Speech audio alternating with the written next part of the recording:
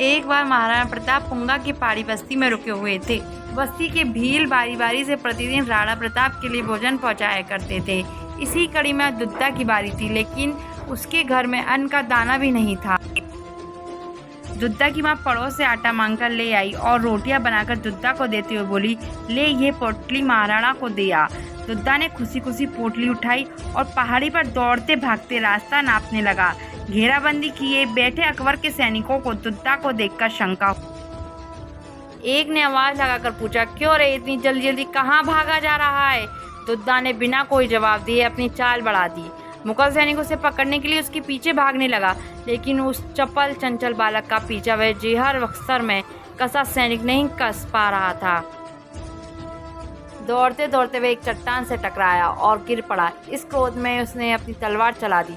तलवार के वार से बालक की नन्ही कलाई कटकर गिर गई। खून फूट कर वह बह निकला, लेकिन उस बालक का जिगर देखिए।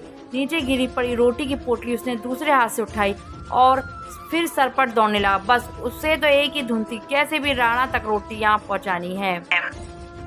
रक्त बहुत बह चुका था। अब दुद्धा की आंखों के आगे अंधेरा छाने लगा। उसने चाल और तेज कर दी। जंगल की झाड़ियों में गायब हो गया। सैनिक हक्के बक्के रह गए कि वह कौन था यह बालक। जिस गुफा में राणा परिवार समेत थे, वहां पहुंचकर दुद्धा चक्कर खाकर गिर पड़ा। उसने एक बार शक्ति बटोरी और आवाज लगा दी, राणा जी। आवाज सुनकर महाराणा प्रताप बाहर आए। एक कटी कलाई और एक हाथ में रोटी पोटली लिए खून सेल 12 साल वाला युद्ध भूमि के किसी बैरव से कम नहीं लग रहा था।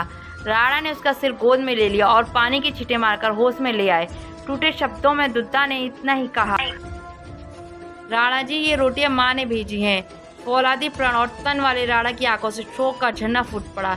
वह बस इतना ही कह सके, बेटा, तुम्हें इतने बड़े संकट में पड़ने की क्या जरूरत थी?